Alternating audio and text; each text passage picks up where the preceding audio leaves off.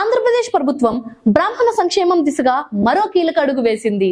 పేద బ్రాహ్మణ కుటుంబాలకు కష్టకాలంలో అండగా నిలిచేందుకు గరుడ అనే కొత్త పథకాన్ని తీసుకువచ్చింది. అసలు ఈ గరుడ పథకం అంటే ఏమిటి? ఎవరికి సాయం అందుతుంది? ప్రభుత్వం తీసుకున్న ఈ నిర్ణయం వెనుక ఉన్న ప్రధాన ఉద్దేశం ఏంటి? ఇప్పుడు పూర్తి వివరాలు తెలుసుకుందాం. Welcome to run TV Telugu. I'm your Shalini ప్రియ.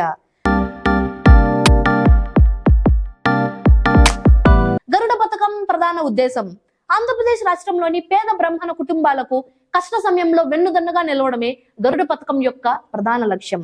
బ్రాహ్మణ కుటుంబంలో ఎవరైనా సభ్యులు మరణించినప్పుడు అంత్యక్రియలు మరియు ఇతర తక్షణ అవసరాల కోసం ఆర్థిక ఇబ్బందులు ఎదుర్కోకుండా ప్రభుత్వం 10,000 రూపాయల సాయాన్ని ప్రకటించింది. సచివాలయంలో ఉన్నత స్థాయి సమీక్ష.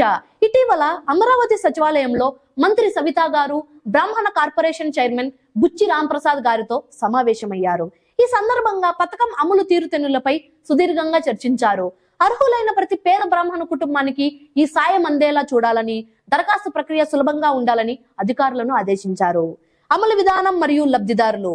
ఈ పథకం ద్వారా రాష్ట్ర వ్యాప్తంగా ఉన్న వేలాది పేద బ్రాహ్మణ కుటుంబాలకు ప్రయోజనం చేకూరనుంది. బ్రాహ్మణ కార్పొరేషన్ ద్వారా ఈ నిధులను నేరుగా లబ్ధిదారుల ఖాతాల్లోకి జమ చేసేలా చర్యలు తీసుకుంటున్నారు. అధికారిక మార్గదర్శకాలు విడుదలైన వెంటనే గ్రామ వార్డు సచివాలయ ద్వారా దరఖాస్తు చేసుకునే అవకాశం ఉంటుంది. బ్రాహ్మణ కార్పొరేషన్ క్రియాశీలక పాత్ర.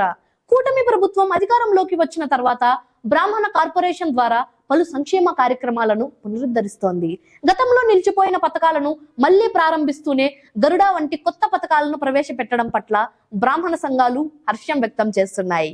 ఏపీ ప్రభుత్వం ప్రవేశపెట్టిన గరుడ పథకం వివరాలు కష్టకాలంలో పేదలకు ఈ సాయం ఎంతో ఊరటనిస్తుంది. సో ఫ్రెండ్స్, ఓవరాల్ గా పేద బ్రాహ్మణ కుటుంబాల కోసం ప్రభుత్వం తీసుకువస్తున్న ఈ పథకంపై మీ అభిప్రాయాలను కింద కామెంట్ రూపంలో తెలియజేయండి.